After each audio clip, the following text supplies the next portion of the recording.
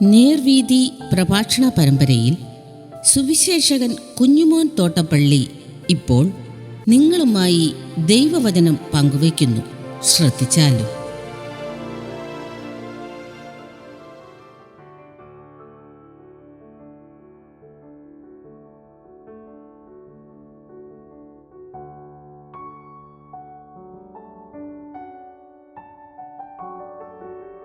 യേശുവും ഉപവാസവും. ദൈവനാമത്തിന് മഹത്വമുണ്ടാകട്ടെ. ലൂക്കോസിന്റെ സുവിശേഷം 5-ാം അധ്യായത്തിന്റെ 33 മുതൽ 39 വരെ ഞാൻ വായിക്കുന്നത് ശ്രദ്ധിച്ചാലും. അവർ അവനോട്, യോഹന്നാന്റെ ശിഷ്യന്മാർ കൂടെ ഉപവസിച്ച് പ്രാർത്ഥന കഴിച്ചു വരുന്നു. പരീശന്മാരുടെ ശിഷ്യന്മാരും അങ്ങനെ തന്നെ ചെയ്യുന്നു. നിന്റെ ശിഷ്യന്മാരോ തിന്നുകയും കുടിക്കുകയും ചെയ്യുന്നു എന്ന് പറഞ്ഞു. യേശു അവരോട്, മണവാളൻ തോഴ്മക്കാരോട് കൂടെ ഉള്ളപ്പോൾ അവരെ ഉപവാസം ചെയ്യിപ്പാൻ കഴിയുമോ? മണവാളൻ അവരെ വിട്ട് പിരിയുന്ന കാലം വരും, അന്ന് ആ കാലത്ത് അവർ ഉപവസിക്കും എന്ന് പറഞ്ഞു. ഒരു ഉപമയും അവരോട് പറഞ്ഞു. ആരും കോടി തുണിക്കണ്ടം കീറിയെടുത്ത് പഴയ വസ്ത്രത്തോട് ചേർത്ത് തുന്നുമാറില്ല. തുന്നിയാലോ പുതിയത് കീറുകയും പുതിയ കണ്ടം പഴയതിനോട് ചേരാതിരിക്കുകയും ചെയ്യും.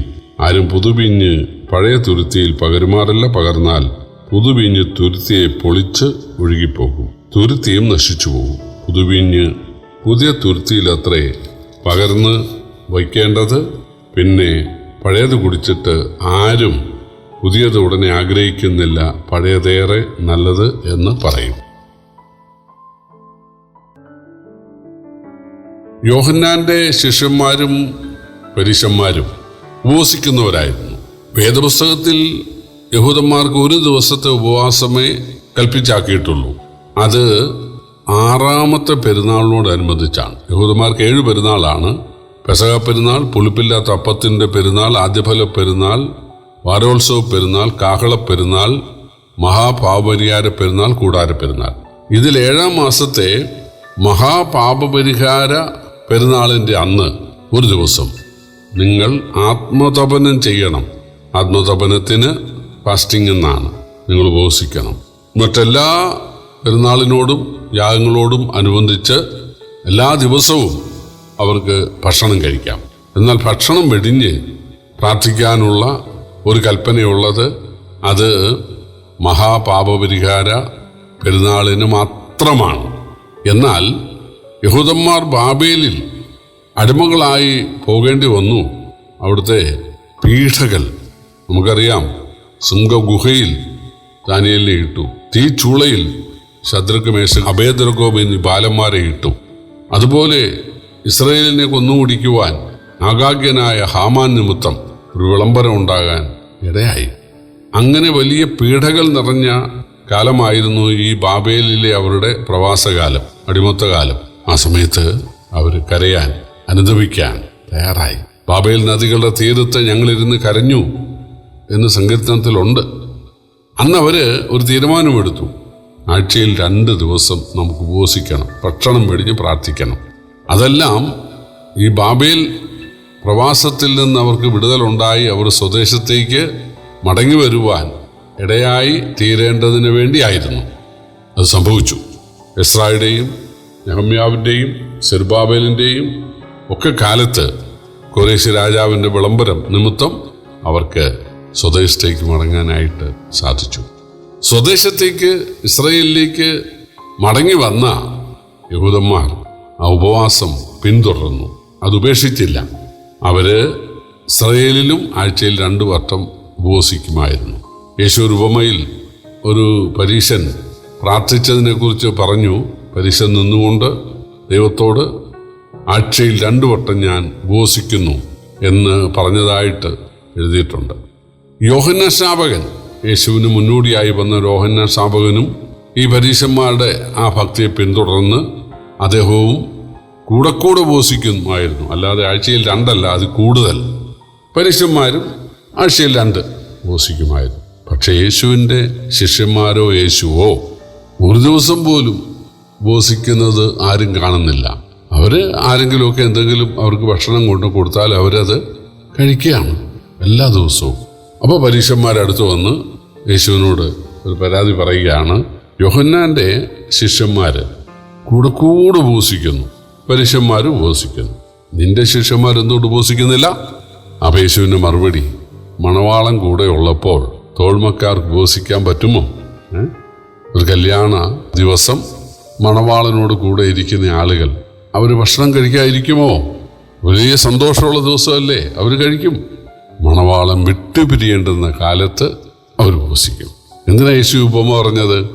തങ്ങളുടെ ആത്മമണവാളനായ യേശു അവരെ വിട്ടുപിരിയുന്ന കാലം ഉണ്ടാവും. ദൈവത്തിൻ്റെ മനുഷ്യാവതാരമായ യേശു സ്വർഗത്തിൽ നിന്ന് വന്ന് ഈ പാവം പിടിച്ച ഈ മീൻപിടുത്തക്കാരായ ആളുകളെ ശിഷ്യരാക്കി അവർക്ക് ഭയങ്കര അനുഗ്രഹവും സന്തോഷവും ഉല്ലാസവും ആനന്ദവും ഉണ്ടായിരിക്കുകയാണ്. കാരണം ദൈവം അവരെയാണ് സന്ദർശിച്ചത്, ദൈവം അവർക്കാണ് ദർശനം നൽകിയത്.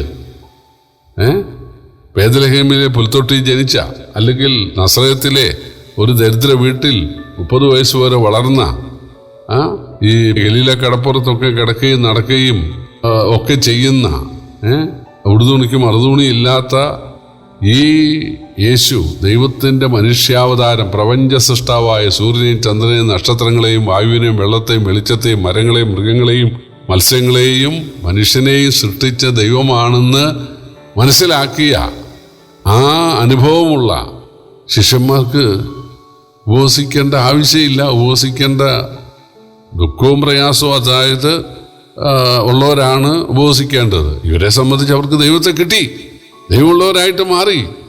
പിന്നെ എന്തിനവർ ഉപവസിക്കണം? ജീവിതത്തിൽ ഏറ്റവും വലിയ കാര്യം അവർ നേടി, ദൈവമുള്ളവരായിട്ട് തീർന്നു. അതില്ലാത്ത ആളുകളാണ് ഉപവസിക്കുന്നത്. പക്ഷേ യേശു പറഞ്ഞു, മണവാളൻ അവരെ വിട്ടുപിരിയുന്ന കാലത്ത് അവർ ഉപവസിക്കും എന്ന് പറഞ്ഞാൽ യേശു സ്വർഗാരോഹണം ചെയ്ത് കഴിഞ്ഞ് പിന്നെ സഭയ്ക്കൊന്നും ഉപവാസമായിരിക്കുമെന്നല്ല. മണവാളം വിട്ടുപിരിയുന്ന ആ നാളുകളെന്ന് പറയുന്നത് വ്യാഴാഴ്ച വൈകുന്നേരം യേശുവിനെ പിടിക്കുന്നു. അവർ വ്യാഴാഴ്ച വൈകുന്നേരം ഭക്ഷണം കഴിക്കുന്നില്ല. വെള്ളിയാഴ്ച യേശുവിൻ്റെ വിസ്താരവും വിധിയും യേശുവിൻ്റെ ശിക്ഷ നടപ്പാക്കലുമാണ്. അന്നും അവർ കഴിക്കുന്നില്ല. പിറ്റേന്ന് ശനിയാഴ്ച അവർ ഒളിച്ചിരിക്കുകയാണ്, കഴിക്കുന്നില്ല. ഞായറാഴ്ച യേശു